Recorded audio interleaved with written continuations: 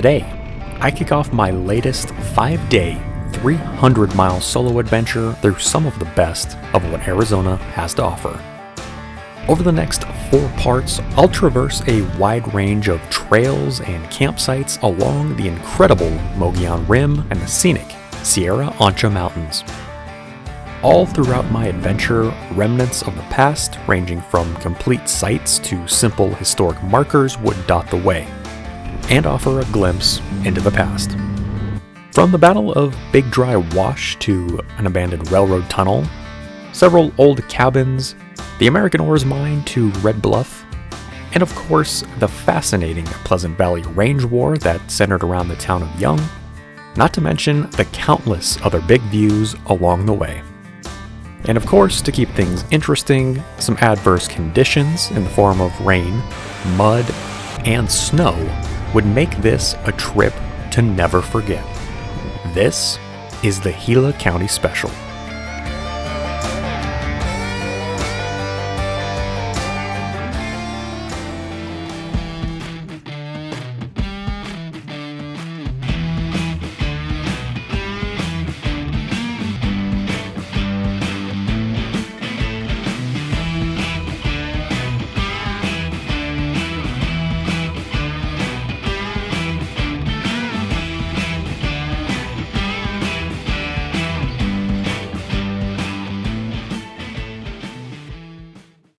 Hello everybody and welcome to another Azoffroad special. My name's Scotty. Thank you so much for being here today and joining me on another adventure.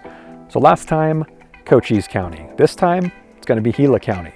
Now as you saw in the opener, a little taste of what is to come, some of the places we'll visit, the things we'll be talking about. But before actually getting underway, I wanted to take a minute here at the start of the trip and talk about the route. I always like to share the route beforehand, that way you have some kind of idea of where I'm at in Arizona, my general plan for the trip, and where I'll be going, the things I'll be seeing. Now this is about a 300-mile trip.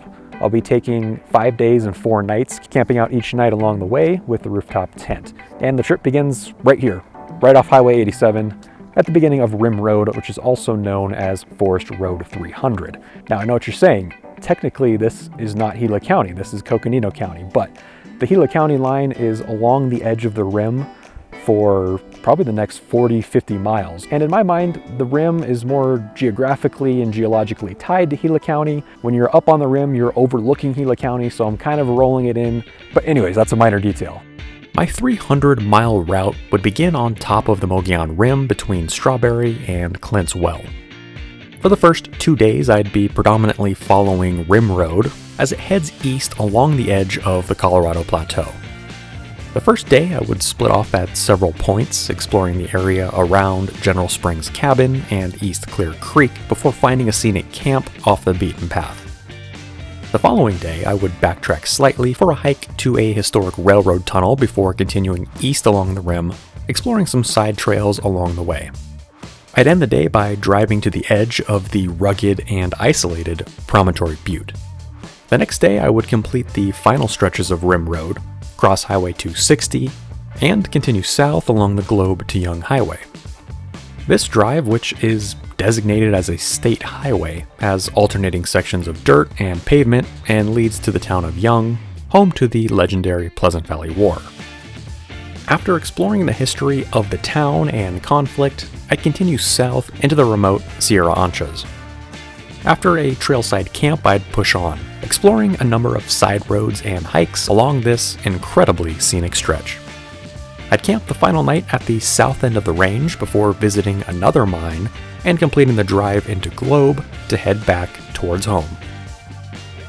So as far as the Jeep goes, if you don't know, this is my 1994 Grand Cherokee that I'll be taking on this trip. It's got the V8, 3.5-inch lift, 31-inch tires, front and rear bumpers, winch, rooftop tent up top. And the only real changes from my last big trip is I have a new lighting setup.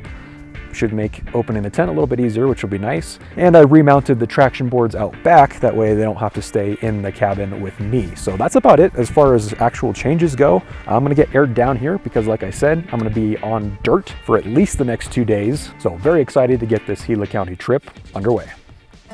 As mentioned before, since I would be on a variety of dirt roads for at least the next 48 hours, I aired down before getting underway. This was the first time airing down my new tires, which had been on the Jeep for just over a year at this point. It didn't take long for the tires to get down to the right pressure, roughly 15 pounds each, and I removed the deflators and remembered to put all the valve stem caps back on, so a huge win. At this point, it was time to get underway. From Highway 87 here, Rim Road, or Forest Road 300, continues east for an incredible 43 miles. For its entire length, the road is a typically wide and well-maintained drive. There are a few tighter areas and occasional sharp turns which should be taken with caution, as this is an incredibly busy trail with lots of traffic. The drive started off twisting and turning through the forest as it gradually climbed.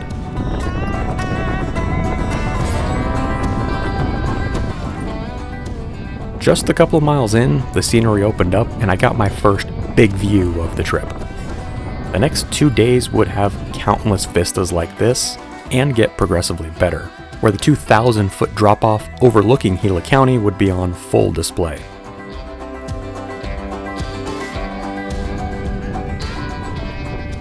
I continued east for several more miles as the trail remained easy. Long stretches of ponderosa pine forest would occasionally be broken up by a view looking off the rim.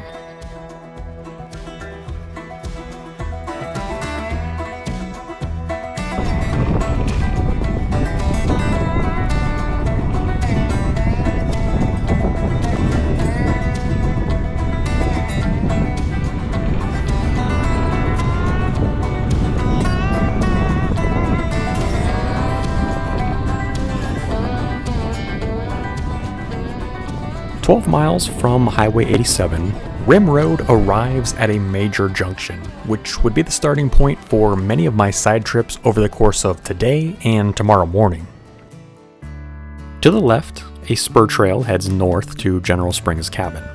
There was also a separate historic marker and a hiking trail that peels off to the south and continues off the edge of the rim. For my first stop, I opted to continue north on the spur trail. This forest road continues half a mile before reaching a historic cabin. The road parallels some power lines and gets narrow and rockier in a few short stretches, but remains easygoing. While the trail does continue north after the half-mile mark, I pulled off at a large clearing to check out what I came here for. General Springs Cabin. A decent-sized log cabin remains tucked into the tree line along the edge of a small meadow. The structure features a few different windows as well as a nice porch area at the front. Informational signs on site provide a brief history of the area as well as some details on local hiking trails. Both the Arizona Trail and the significantly shorter Cabin Loop Trail pass this cabin. The front door is unlocked, and while the cabin is open for visitors to explore the interior, the Forest Service discourages spending the night in the building.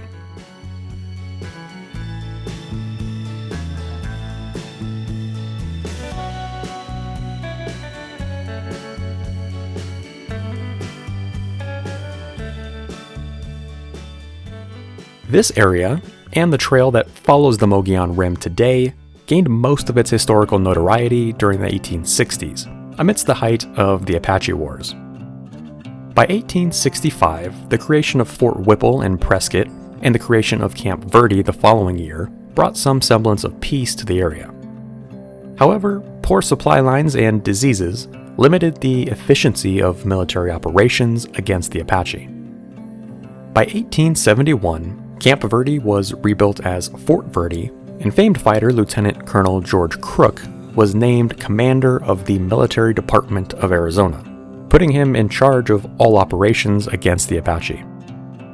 Crook was known as a relentless fighter in the heart of battle, but also known to firmly respect his adversaries and always be willing to negotiate outside of the battlefield. General Crook's next big project was to create a military road along the edge of the Mogollon Rim that would connect Fort Apache to the east, near present-day White River, with Fort Verde and Fort Whipple to the west. This 236-mile road helped supplies and troops move more freely through the area, and allowed each fort to be used as a staging area for ongoing campaigns deeper in the wilderness. A portion of this military road would later become Forest Road 300 and trace much of the path of U.S. military movements throughout the Apache Wars. The spring in the meadow here, which seems to be marked today with a concrete cap, was named after General George Crook. He and his troops used this and other supply stops en route between Fort Apache and Fort Verde.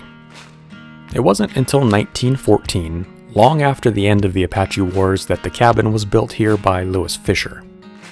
The two-room structure bore the same name as the nearby spring.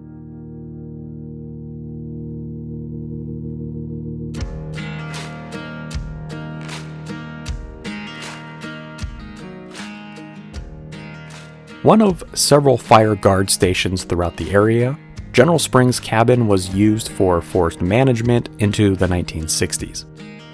It was eventually abandoned altogether but refurbished in 1989 to preserve the historical significance of the area. While the history of the area is fascinating and the cabin itself was neat, there really wasn't a whole lot to actually check out here.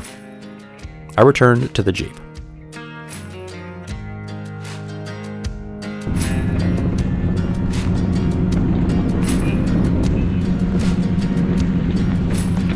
From here, I briefly retraced the road back south as it returned to Rim Road.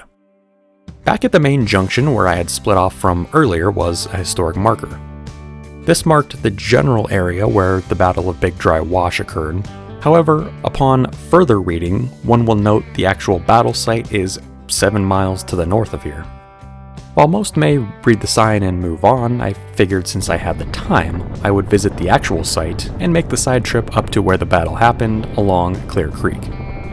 In order to get there, I would need to backtrack slightly on Rim Road. After a very short distance along the smooth and fast-moving road, I peeled off to the right onto Forest Road 123. This would aim me straight north towards the battle site. The trail, while not quite as wide as Rim Road, was still in generally great shape. It didn't take long to come across a rather large logging operation, which suddenly explained all of the full semi-trucks I had seen hauling lumber out along Rim Road. There were stacks of cut-down trees and several big machines actively at work. It smelled incredible, like strolling through the lumber aisle at Lowe's or Home Depot. Past the logging operation, I spotted some elk scurrying into the thick woods that surrounded the trail.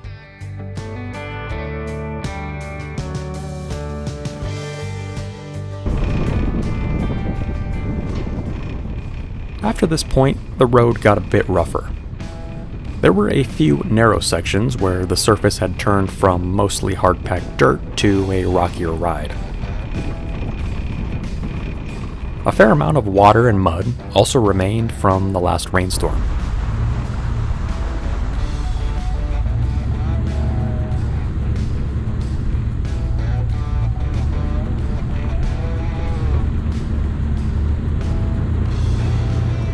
Out here, there was far less traffic compared to Rim Road, which was a nice change of pace.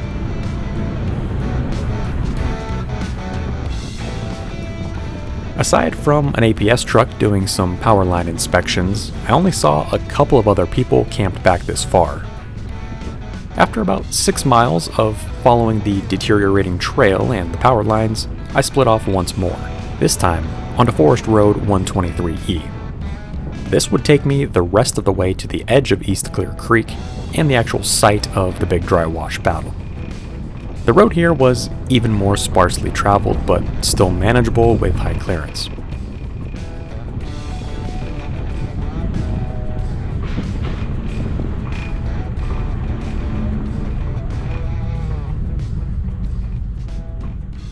At the end of the road, after ending up on what seemed like a hiking trail, I made it to the parking area and got out to explore what I came here to see.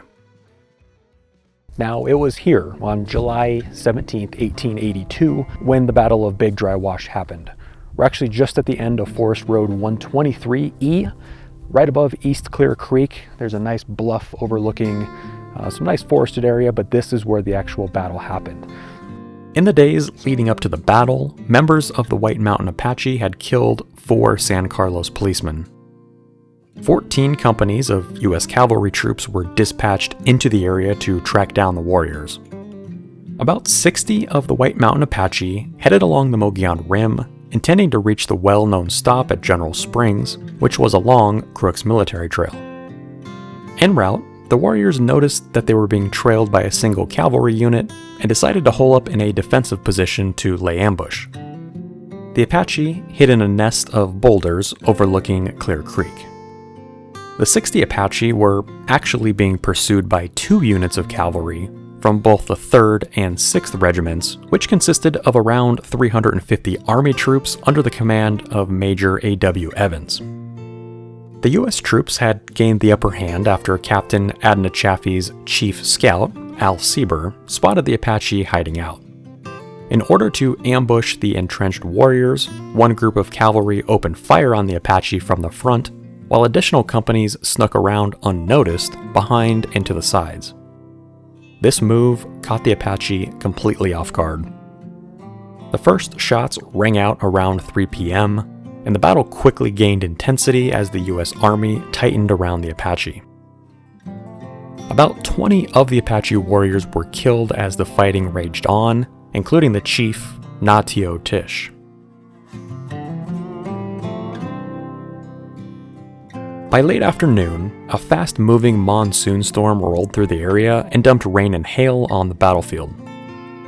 With the stormy conditions and increasing darkness as the day wound down, what remained of the outgunned Apache were able to slip through a hole in the cavalry troops and make their escape back to the nearby Apache reservation. With this, the fighting quickly came to a close. On the US side, 2 men had been killed and 6 more were wounded. 4 men that day would receive the Medal of Honor for their heroic actions during the battle. The Battle of Big Dry Wash would be the last major engagement between the U.S. Army and the Apache. Shortly after this battle, the Geronimo Campaign began, which ended with his capture in 1886 and the subsequent resolvement of the Apache Wars. Today, little actually remains at the site of the battle. Accessed via a short hiking trail to the north of the parking area is another marker. This one is a bit more run down than the one back on Rim Road. It explains the battle and lists all of the involved troops on the back. The area has numerous downed trees, but if you continue a bit further north to the edge of the bluff, you can see the rock nests that would have been used by the Apache. These clusters of boulders would have been where they hid out and took a defensive position during the battle. The bluff overlooks East Clear Creek and the edge of what is Blue Ridge Reservoir today. While a formidable position with the advantage of the high ground and dense tree cover, it simply wasn't enough. The difficult terrain would have made the fighting here intense and at very close range. The forest was eerily quiet, and it was easy to imagine the ring of gunshots and fighting that would have been heard on that fateful day back in 1882. After an hour or so walking around the battleground, I returned to the Jeep. It was around 3 p.m., and I had a couple hours of daylight remaining to cover the remaining mileage to camp, which was around 10 miles. I proceeded back south on Forest Road 123. The drive was fun as I navigated the rocks and occasional mud puddles as the road progressively got smoother and quicker moving.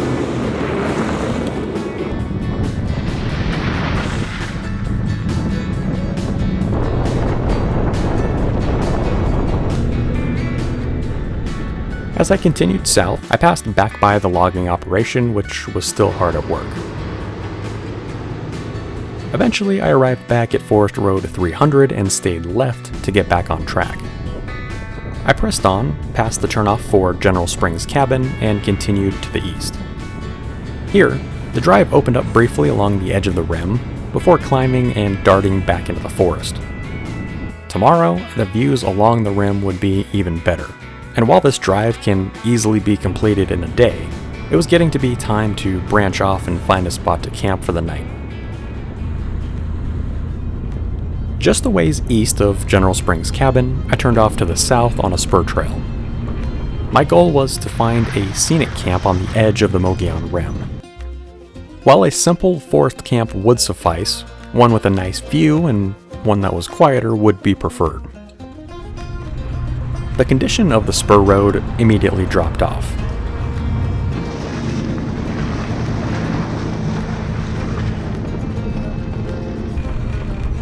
The trail was narrow in places with increasingly deeper mud puddles.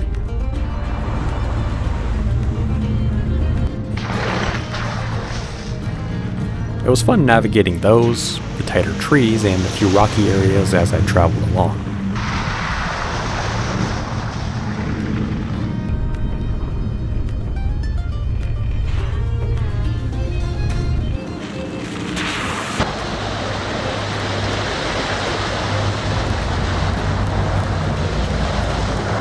Before long, I spotted a potential great camp and split off to the right. The forest quickly thinned as I drove closer to the edge of the rim. At the end of this side road, I found no one occupying the spot and quickly backed in. This would be camp for the night, and it was exactly what I was hoping for.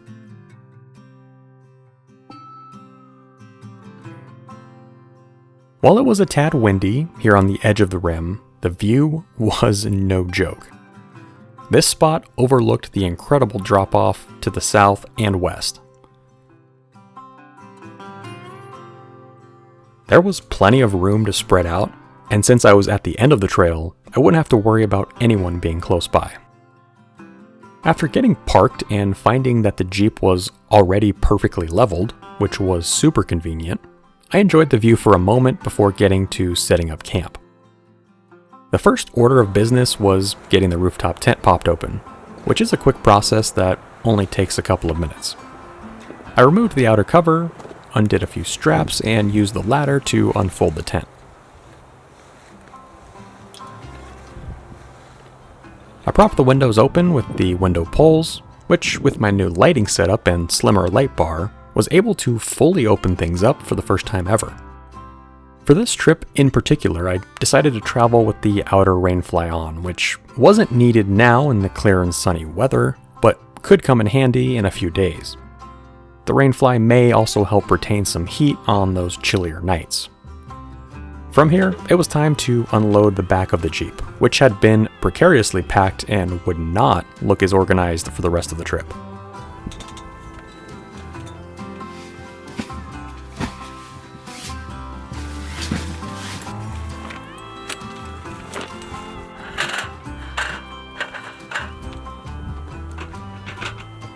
After deploying a few more things, the camp kitchen and lighting was finally set up, and I was ready to go for the evening.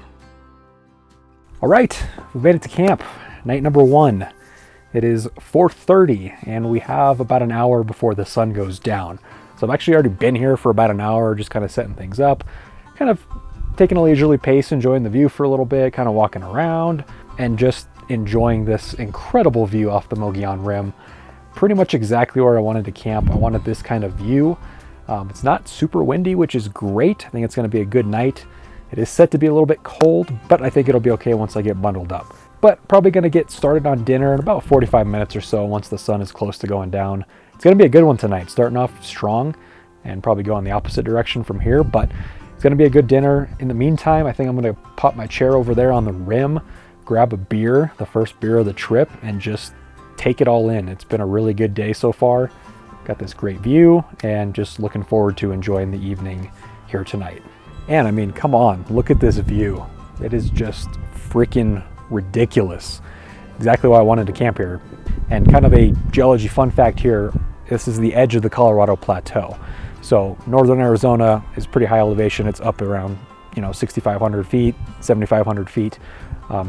Just this flat plateau. Drops off here into what's called the transition zone, which is kind of more mountainous, or choppy mountains, valleys, that kind of thing. But we're here on the edge of the Colorado Plateau, and it just makes for some killer views. So not sure if you needed to know that, but just wanted to share that because it's kind of cool and unbelievable. Just can't stop looking this way. At around 5 o'clock, the scenery suddenly became magical as golden hour set in. The wind had died down, and the scraggly edge of the rim extended across the horizon.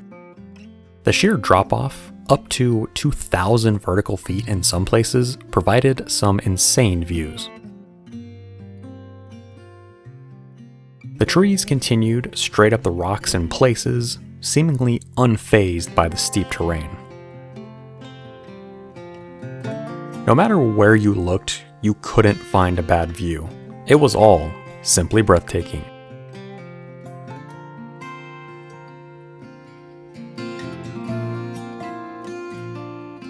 My camp here seemed so minuscule compared to the surroundings, and there was no one in sight for as far as I could see.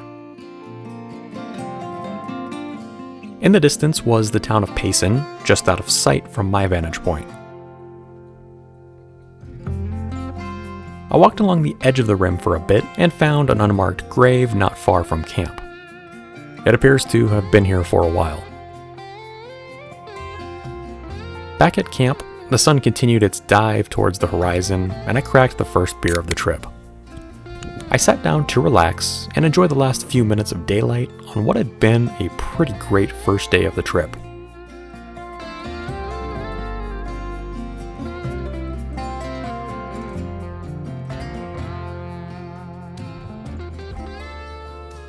It was perfectly calm as the sun went down, and officially time to get started on dinner. After getting the kitchen set up and myself cleaned up and layered up, it was time to cook. Oh, the first layer is officially on. Oh, it feels so much better already. Tonight, we'd be starting off strong. It would be flavored sirloin steak, a random grocery store find, and mashed potatoes. I got the steak going and some water boiling. The smell was fantastic as the steak cooked up. It really was quite a simple meal to prepare. After the water was sufficiently boiled, I added the potatoes and let the steak rest. I cracked open a dank IPA to enjoy for dinner. Even though the steak was a bit rarer than anticipated, dinner was fantastic and really satisfying. I sat down to finish dinner as the lights of Payson lit up in the distance. Okay, and we are done with dinner. It was fantastic. A lot of potatoes. And the steak was also very, very good. Nice warm meal, very filling. And yeah, just kind of been relaxing a little bit. Finally up in the tent here now. It's getting cold outside and also it's dark. And when you're out camping by yourself, there's not a whole lot to do once it gets dark. So I came up here, got all my nice cold weather gear on. So that should be keeping me nice and warm throughout the night. I can layer up. I also have another sleeping bag if I need to cocoon. But yeah, just going to be up here for a few minutes. I've got my last call beer here. Got a book to read. Got a little bit of a snack. So we're going to be chilling out here for probably another half hour or so. It's about 8. And then heading to bed shortly after in hopes of being up right around sunrise, about 6:45 to watch that. So overall, great day. Great night here at camp, just beautiful views, and I can't wait to see what it looks like in the morning. So anyways, I'm going to turn in for the night, and we'll see you all bright and early in the morning of day 2. Tune in next week as I continue my journey through Gila County. On day 2, I'll continue east along the edge of the Mogollon Rim, exploring side trails and historic stops along the way. I'll hike down the edge of the rim to find a historic railroad tunnel in the most unexpected place and visit a few more old cabins. After some incredibly scenic and interesting miles along Rim Road, I'll end the day by pushing out onto the rougher and more remote Promontory Butte to find one of the best campsites I've ever been to as I continue my journey towards Globe.